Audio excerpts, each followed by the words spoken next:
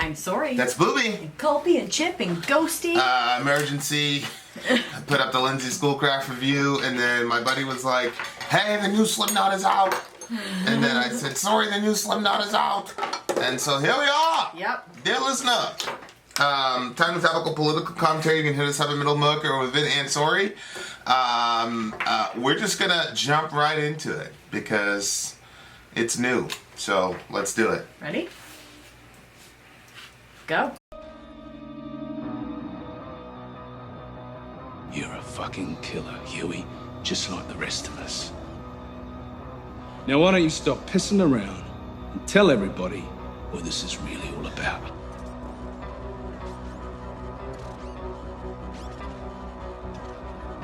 Today, up on this hill, I'm counting all the killers. They sway as they swarm. A look of gluttons in their eyes. They mutter as the body loses warmth. They pick your bones like locks inside a tomb, and take great care to not take care.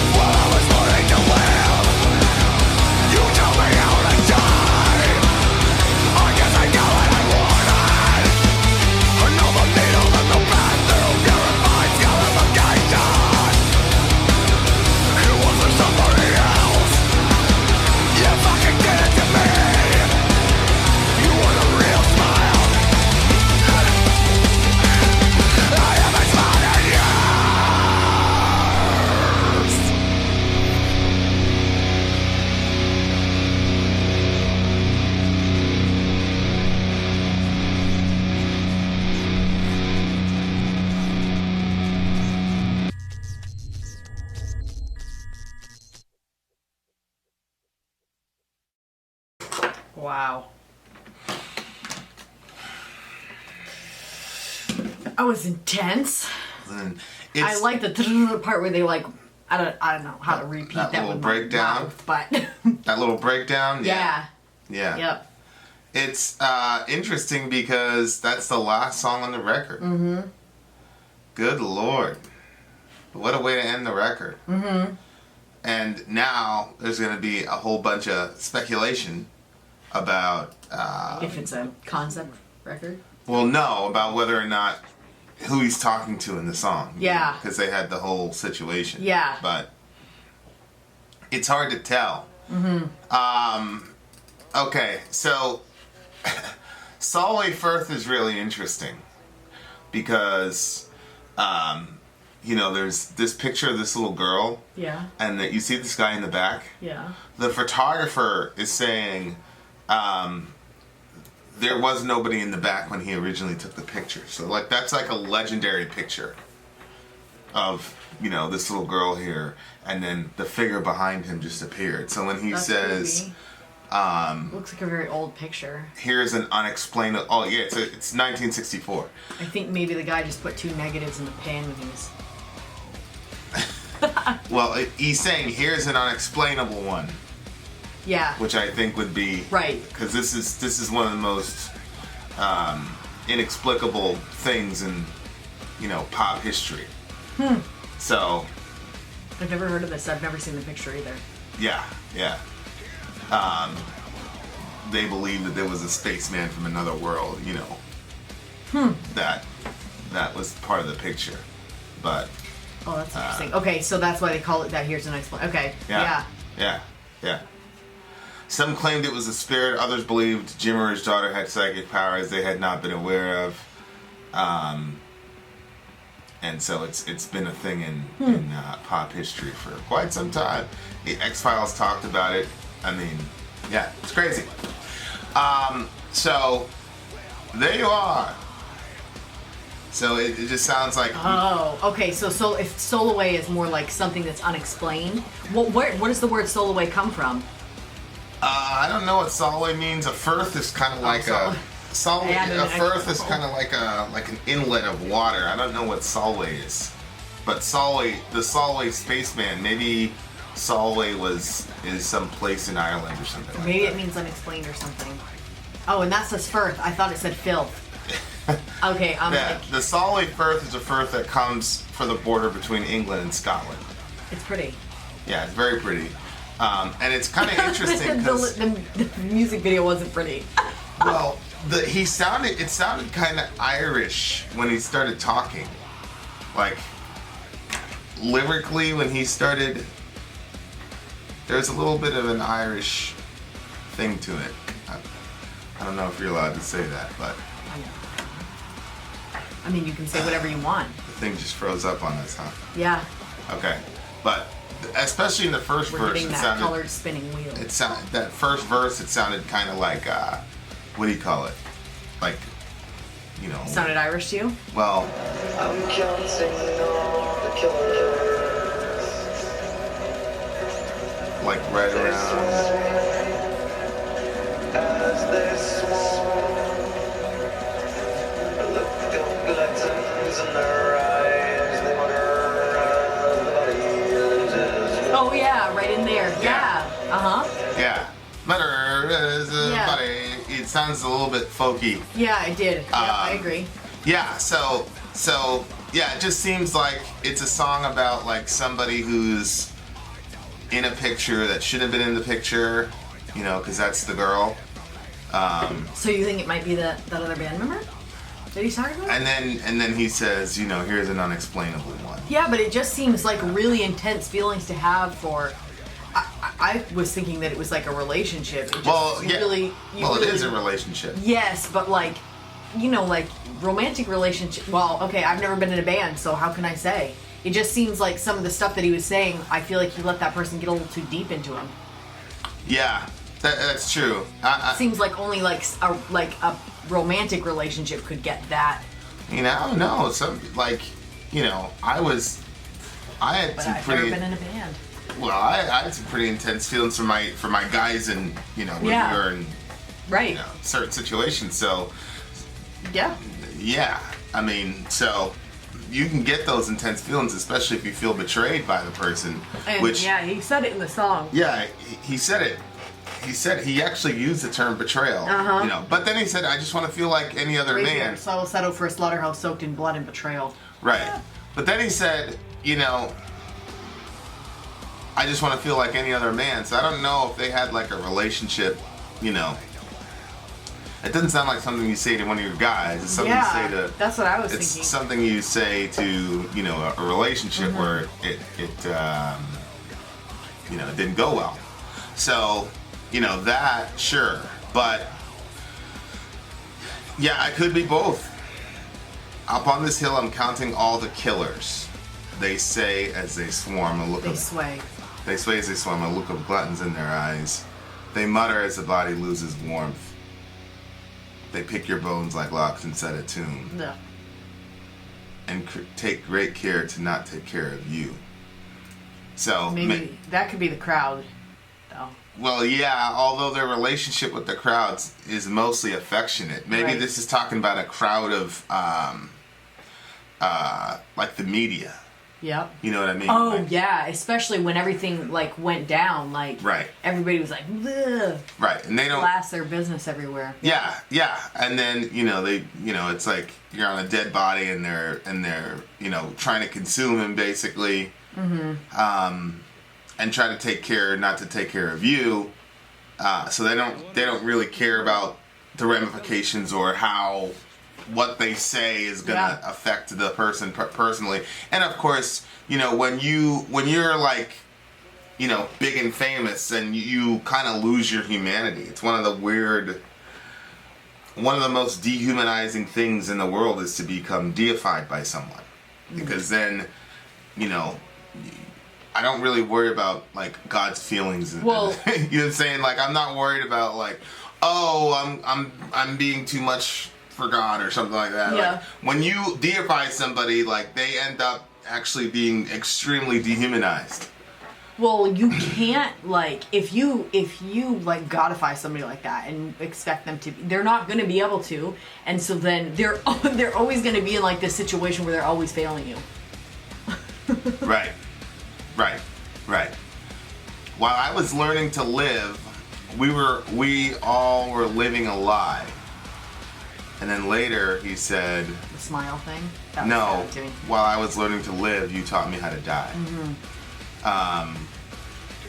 So he says, while I was learning to live, we all were living a lie. I guess that you got what you wanted, so I will settle for a slaughterhouse soaked in blood and betrayal. See, that sounds like what happened in the band. Mm-hmm. But maybe it's a double.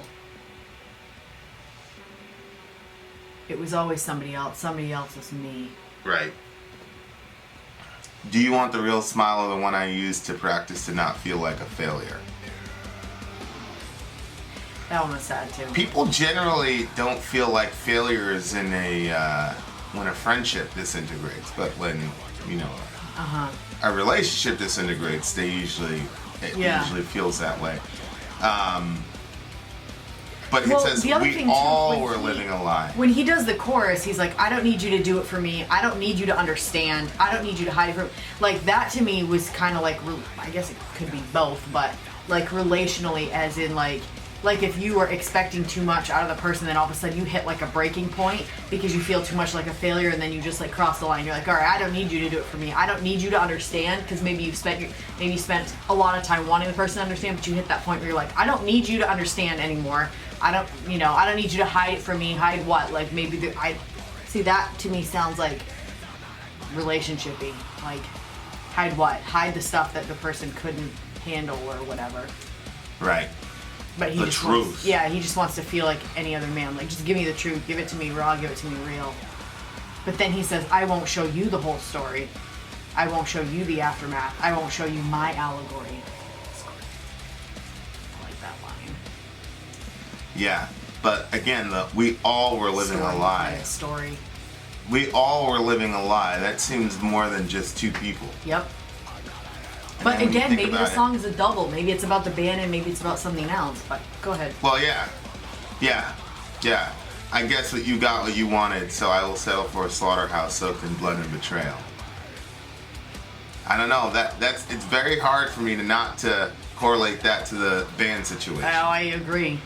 Because I think, especially like, and people always say, it couldn't be the band, this happened recently, and da-da-da-da. It's like, I don't know, these are pretty talented musicians. Like, yeah, just because you're cutting a record doesn't mean that you don't already have a template for a song and then boom. Oh yeah. And secondly, it could be multiple. Songs aren't only about one thing. So I don't know. It just in this first one he says we all. That seems to be talking about the entire band. And a lot of times too, like art is drawn out of the soul by extremes. Right. Extreme love, extreme hate, sorrow, whatever. Like it kind of draws out more. So it could have been written overnight. You know what I mean? Like one night when you're actually like, ah. Yeah. That's what I feel like. Corey is the type of guy that could modify a song pretty quickly and make it still, how it was originally. But good Lord, a slaughterhouse soaked in blood and betrayal. Good night. See that? What do you think about the allegory part, though? Because to me, like, I won't show you the whole story. I won't show you the aftermath. I won't show you my allegory. Like, I can see, like, in a relationship that making sense, but I don't see that in a band. Like, how does that? Well, again, I'm not looking at it from perspective of a band as much as like an actual friendship. So Okay, an allegory is kind of like a story that you tell that But it isn't means real, another but thing, but means something in the real world. Right. But he's saying, I interpreted that as I'm not going to tell you an allegory. I'm going to show you the real, and the reason for that is the next line is "Don't look away." Oh. So sometimes people. Yeah, but. Oh. He says, I won't show you the aftermath. But he says, I won't show you the whole story. Well, yeah. Well, people have said that to me, like, oh, I want to hear your story about this da-da-da-da thing. And I'm like, I don't feel the need to tell you. Right.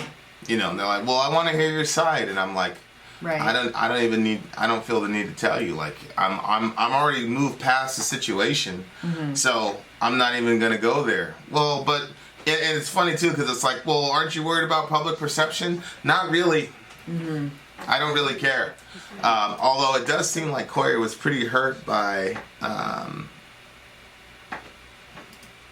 the situation. But I mean, the guy feels everything, which is why he's, I don't know, top 3 in my era.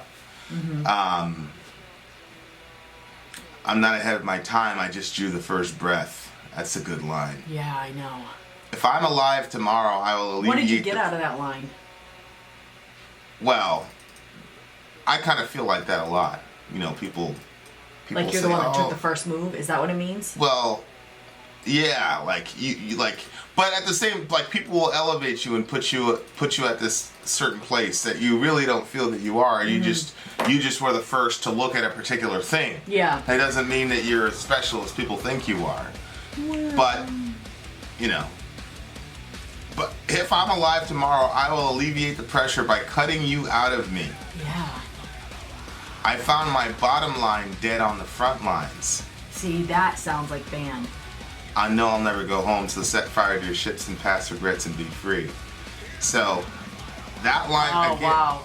Yeah, again, that seems to me to be about, like, and bottom line... Usually, bottom line is like... I can't go any further than this. Well, no, like when you're in the back office and you're talking about money... Yeah. Like... This is it. How's this is down to your the bottom raw. line is like... Are you in the red? Are you in the black? That's how much money you're actually netting. My bottom line, dead on the front lines. Meaning, like they got in a battle over money is how I look at it. I found my bottom line dead on the front lines. Like... Because the whole thing was about money, the lawsuit or whatever. But maybe it's a double because his bottom line was never about the money, it's about the music. Yeah. But because of the money, the music got killed in the war. Right. So now people aren't focusing on the music anymore, they're focusing on the money and all the rest of it. And it's one of those things where it just follows you around, and it's it's for a band like Slipknot, where their music was like really meaningful, to kind of like spoil the purity of it by a monetary dispute. And I'm not judging either side. I'm just saying it's sad. Oh yeah, it Like, is. period. And again, it could be completely. I'm sure there's going to be a bunch of people in the comments saying, it's nothing to do with any of it. Okay. This part too, when you get down here. Well, wait, are you done over here? Yeah, because we already went over the course. Well, Okay. I will alleviate the pressure by cutting you out of me sounds, pretty. But then there's speculation that the guy's still in the band, because they wear masks. That's true. I find that very hard to believe, but yeah, go ahead, continue. When he says, "Here's an unexplainable one. What have you done? What have you done?" Like there's like situations in my life where somebody like did something crazy, and I feel like that. Like, this is unexplainable. How could you have, like, you know what I mean? Like, what have you done? Like, look at the aftermath. Look at like what happened. All because of, sometimes it's something so stupid. Yeah. Like when you bring it down to the raw, like whatever, like what was this actually about? Like, look what you did over something like, yeah. Like, are your friendships not more important to you than the bottom line, like the money, or like, or were you like in a place where you financially were in such a bad spot that you need it? You know what I'm saying? Like, what was the actual situation? But I don't know. Like you don't get like that. You don't get like, here's an unexplainable one. You always feel like. I always feel like you have an explanation for everything. Like, you don't sit there being that like, people do? Wow, why did that person... Well, I just think that people, like I say it all the time, people show you who they are, and sometimes it's like you don't pay attention to what people are actually saying. Yeah. You know what I mean? So, but I've been in situations with, recently where I'm like, what are you doing? Like, how did that... What the hell are you thinking? There are things, but see, that's the thing. Like, when you're in a conflict, there are things that seem extremely obvious to the one person on the side of the conflict that doesn't seem that obvious with another side of the conflict. Mm-hmm. So that question, "What have you done?" is such an interesting. Yeah, honestly, like, ever since I was a kid and I was reading my Bible, like, I was gonna ask you if it made you think of that story. That question is like asked a bunch of the times in the Bible. Oh, I was thinking what have you done? Cain and Abel. Well, Cain and Abel, the variations of it in the garden. Plus, there was the and then fighting like in this one, cracking the guy's head on them. right, and then like one of the things about God, it says nobody can say to him, "What have you done?" Mm-hmm. Like, he's but everybody else. So what that says to me, so the positive interpretation of that is, God can't be questioned as if he was an equal, mm-hmm. or as if he reports to us. But the other side of that question is, if they're not God, then they're going to do something. Everybody in your life is going to do something that makes you ask this question, because they're not God. Right. Everybody's going to do something, and a lot of times people don't even know why they do what they do. Mm-hmm. You know what I mean? Like, it could be, There's a whole bunch of reasons for why people end up doing the shit that they do, and that question is like ringing throughout all humanity. What have you done? That's what happens when I turn on the TV or go to CNN.com and I see something that Trump just did. What have you done? While I was learning to live, you taught me how to die. I guess I got what I wanted. That's a flip. Another needle in the back through purified scarification. Well, I have to go because I have somewhere to be. So you can finish this. I'm going to give this one a 9, but you can finish. Okay. 3 out. That was interesting. But while I was learning to live, you taught me to die is a very, very interesting. Well, considering he had somebody from his band die. So maybe it's talking about still dealing with the loss of Paul, and obviously, unfortunately, but yeah. So I'm not particularly sure exactly what he means by that. But the last one is, you want a real smile, I haven't smiled in years. Good God. Well, there you are, ladies and gents. Sori gave it a 9, I think. I'm giving it a 9.5. They were rocking pretty hard in the video. So because they were rocking that hard in the video, I gotta give it to them. 9.5. Alright, Vin out.